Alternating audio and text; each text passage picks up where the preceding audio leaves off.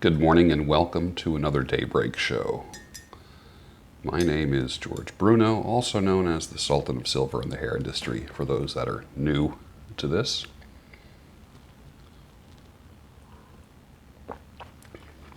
Today's coffee is an Ethiopian bean. I didn't roast the bean itself. I bought like a cylindrical container, and then I grind them in a hand grinder that I absolutely love. You know what? Let me show it to you. I'll be right back. Hold on.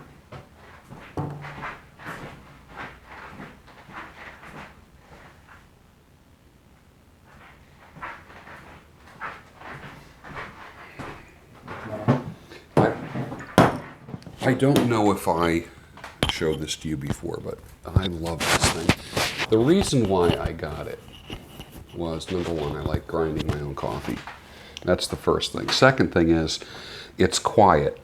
I would rather have freshly ground coffee in the morning, ideally, which means that I'm not going to be grinding coffee and waking people up. That's just not going to happen. You know, that electric grinder that everybody has, that little Krupp sort of Braun thing, you know, it's about twice the size of like my coffee cup here. And you put your beans in it, it's like, you know, it just like wakes the world up.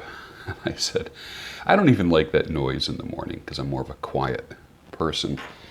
So I got this, and I'm going to put a link for it down below. And you just load your beans in there.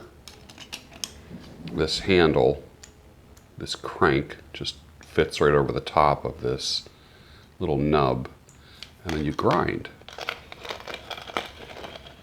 And then there's a reservoir down below, and that's enough for about one full French press.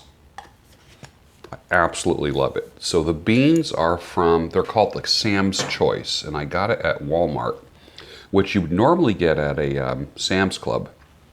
And I got five containers. I got Ethiopian, Sumatra, Colombian, Brazil, and Guatemala. And I always like my Sumatra, but the Ethiopian is what I have today, and I am digging it, just absolutely loving it. Ground, hand ground, quietly in the morning. Put into a clean French press. Boil the water, let the water sit for a minute so it gets down to about 200. Fill up the French press. And then I set a timer for 9 minutes, and I let it steep for 9 minutes.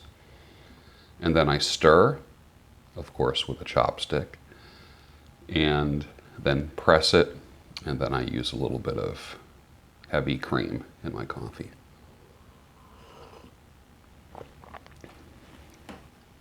The original reason for the chopsticks was because I get up super early every day. Every day. Like this morning I got up at 4 o'clock, actually 3:57. Laid in bed, checking email on my phone till about 4:30, then came downstairs. And now I have to go and take my car for inspection. I got to drop it off, and then I'll walk back. It's a 2-mile walk. So I'll walk back from the dealership, and that'll be my exercise for the day. And I'm preparing all day for the 21 convention next week. I'll be on camera with about 26, actually 29 different occasions. So I'm pretty excited about that. But I started stirring with chopsticks, because stirring with wood is quiet. Quiet. Again, like with the hand grinder. And then I started using the vortex method, which I call the only true way to optimize the taste of your coffee at the molecular level. But the whole idea was quiet, peace, being peaceful in the morning from everything from the way that I grind my coffee, to the way that I stir my coffee, as opposed to waking everybody up with the fire bell, with a spoon.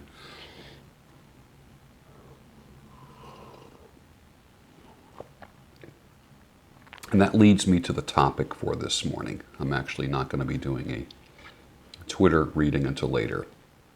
I want to talk about the drivers of a man's life. And it could be for a woman, but this is strictly for a man, this talk.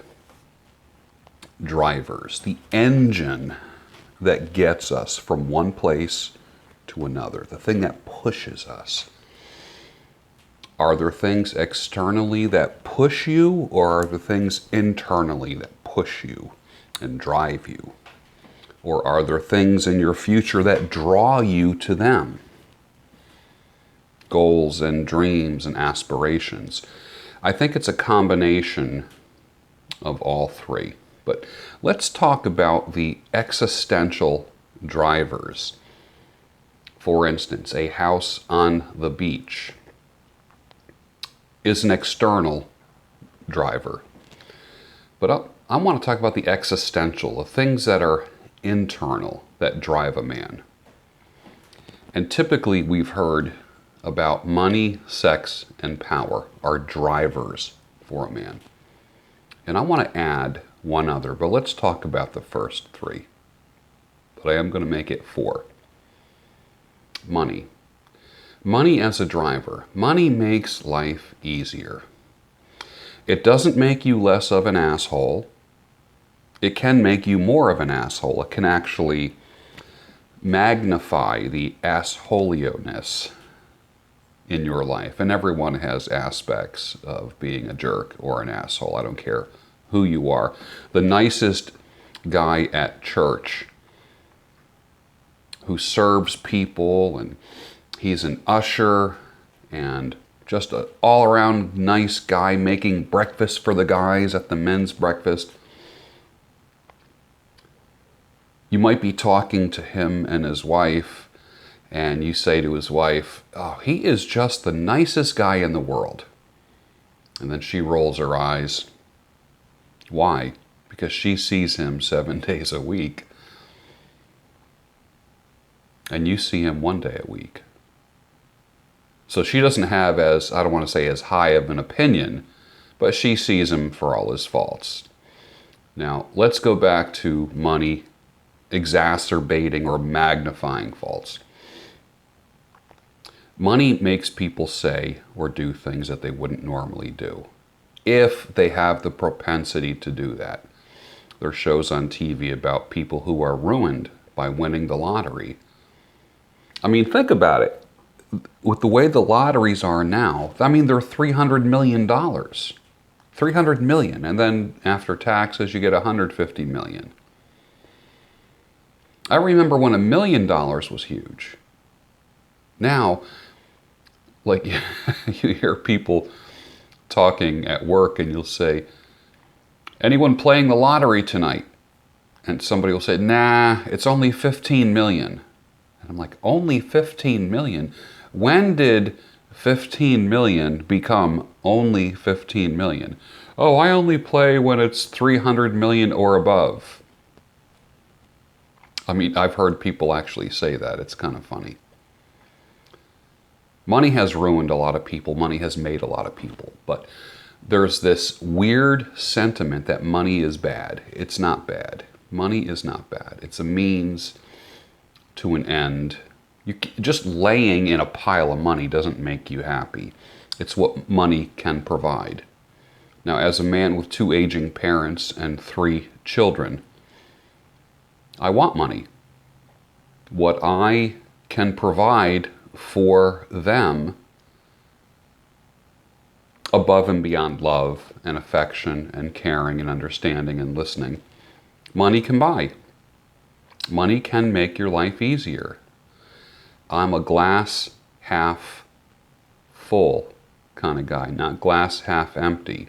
You want to find out if a person is a natural pessimist or optimist? Ask them what they think about money. they're either going to get a scowl or a smirk and a smile on their face.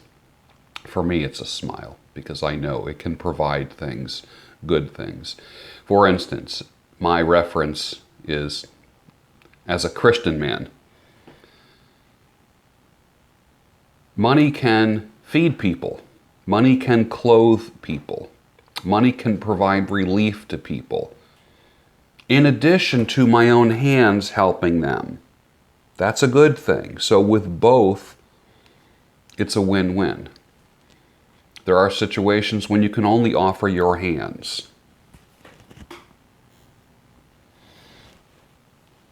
And there are situations where you can only write a check. The best of both worlds would be if you can do both. And that's what I like, is to be able to do both. Money. Sex. Sex is a driver. Power is a driver. Let's talk about power. People are power tripping. They receive pleasure from being in power and having influence over not just their sphere, but over other people. It's a driver. And power over people and situations and projects, in many cases, also brings money. That's a driver. What about sex? Sex is a driver as you're younger. I was thinking about this specifically today as I woke up. I remember with the promise of sex, I would drive 3 hours. I would go to the mountains, to another state. I would drive. If I knew that there was something at the other end of that trip, I would be there as a younger man. I would stay up late. I would put myself in social situations where sex was promised, or at least implied. And my dad used to say, jokingly, used to say this. He used to say, the power of the pee hole can draw a man through the eye of a needle. I don't know where he came up with that, but I'll never forget that. Joking around saying that. But it does drive a lot of men to do some funny things. It's even driven some men to kill and harm other people. That type of drive, like don't get in their way. And I had a promise of sex,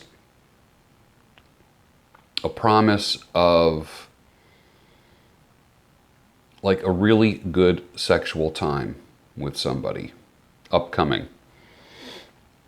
And I find that it's not driving me as much, and that doesn't mean I don't have sexual desire. It's just that it's not in the driver's seat anymore, at closer to 60 than 50. Which was kind of surprised me, because I would have canceled all plans for a good sexual experience, a good intimate experience with somebody who I love, obviously. So we have money, power, and sex being drivers. And I want to add a fourth, and that's peace. I find that if I have peace, I feel better, I operate better, I'm smoother, I get more work done, and the less stress in my life, the better. And I think that's probably why I like pipe smoking so much, is that it's a peaceful activity. It's not something, I'm not doing it to get a nicotine fix, I'm not doing it to do anything except to wind down. Even when I'm all, and look at, you've gotten to know me, I'm pretty driven, but I'm not hyper. So I really don't need to settle down, because my normal state of being is pretty mellow, pretty settled down. And I can ramp it up just like that if I need to. But I don't live up here. I live here, peaceful. And I find anything that disrupts my peace is my enemy. Step in between me and my peace, and you can have a problem. So there we go. We have money, power, sex, and peace. Those, I believe, are the 4 drivers in a man's life. And at different stages in that man's life, one of those 4 things is in the driver's seat, literally, with its hands on the wheel, determining the direction of that man's life. And I feel now in my life, and they get rearranged in priority. I feel right now, peace is in the driver's seat. That I just look for peace and chill. And then as far as how the others are prioritized, that can actually get shuffled, almost like a playlist, depending on priorities. But I would say that peace is in the driver's seat. What's in the driver's seat for you?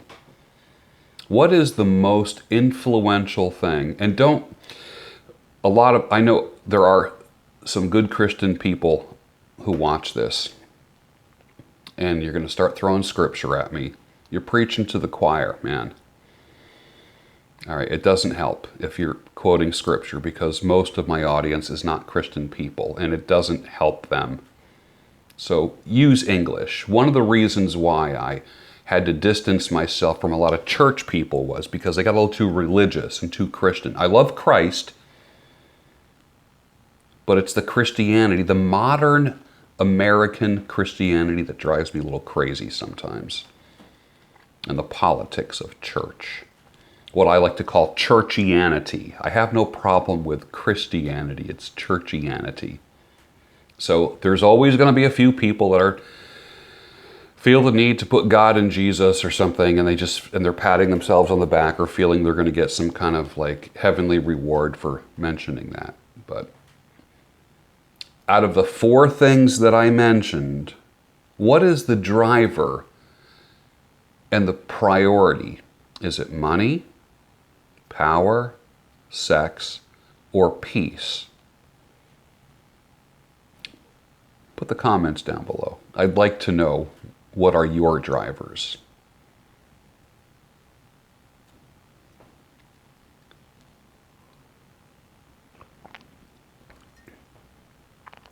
Have a great day. See you soon.